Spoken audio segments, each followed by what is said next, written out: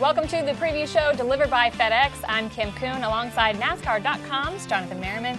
Jonathan, the 2018 season quickly approaching, the gears are starting to move, but there are a lot of changes for 2018 in terms of the drivers we're going to see jump to different teams and different seats. We're talking William Byron in the 24, Chase Elliott moves to the number 9, Eric Almirola in the 10, just among some of the changes we're seeing. So your thoughts on some of the new kids and new seats this year? All right, so Chase Elliott, let's start with him. He's not moving teams per se. They're just taking that 24, giving that to William Byron. He's just slapping a 9 on the same race car he had last year. The team stays intact. I think big things are going to come for Chase Elliott this year. And someone else I'm intrigued by is Eric Jones, moving from the 77 at Furniture Row Racing over to Joe Gibbs, driving that 20 car. I think he had a really good year last year. Towards the end of the year, started putting it together. If you look at his pedigree from the Camping World Truck Series to the Xfinity Series, I think that he's going to put it together, and I think he might have a great chance at getting a win on the Cup level this season. I agree with you, and I think we saw so much progress during the second half of the season from him. And everybody, I think, in their sophomore season has a maturity that we don't see in their rookie season. I specifically want to know, though, Eric Almirola in the 10. I think big shoes to fill in terms of the personality and the off-track presence.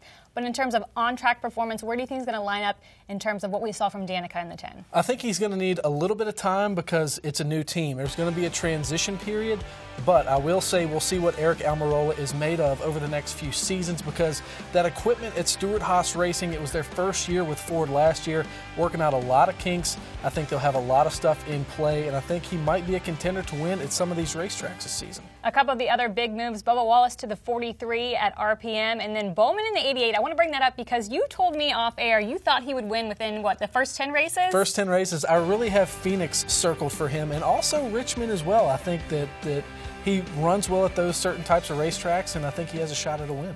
Well, Jonathan, we mentioned some of the young talent, but for you, who are the breakout young talent stars? And I'm talking about not necessarily the rookies, maybe the Kyle Larsons, the Ryan Blaney's of the world, and then on top of that, some of the veterans you think could have banner years. Well, Kyle Larson, I think he broke out last year. I think he improves on that this year.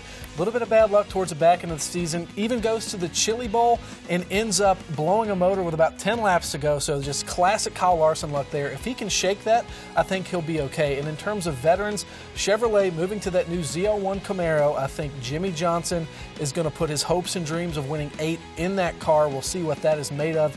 Him and Chad Canals, I think they talked about recommitting themselves to that race team over the offseason. So if anybody can do it and go win 8, it's going to be Jimmy Johnson. We always talk Jimmy, and last year we talked Jimmy, and he didn't even make the Final Four. So let's talk about the other 3 besides champion Martin Truex Jr., Kevin Harvick, Kyle Busch, Brad Keselowski. Will those veterans have similar years we saw last year and possibly be contending for a championship this year? So I think Brad Keselowski, that's a question mark in my opinion. I think he could go out and easily win a restrictor plate racetrack. We just don't know necessarily what the Fords are going to bring to the table. But I do think with Stewart-Haas Racing being in their second year under the Ford banner, I do think Rodney Childers and Kevin Harvick, those guys are really smart. Rodney's probably one of the best crew chiefs in the garage area, so I think that Kevin Harvick and Rodney Childers are really going to unload some speed once we get away from those super speedways. I think that's going to be the litmus test for Ford this year. Quickly before we wrap up, Martin Truex Jr., though, will he have a similar standout year like we saw last year? There's nothing in the cards that makes me think that Martin Truex Jr.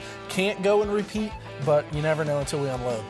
We're going to have to wait and see if Jonathan's predictions come true. And that all starts at the Daytona 500, airing February 18th on Fox. You've been watching the preview show delivered by FedEx.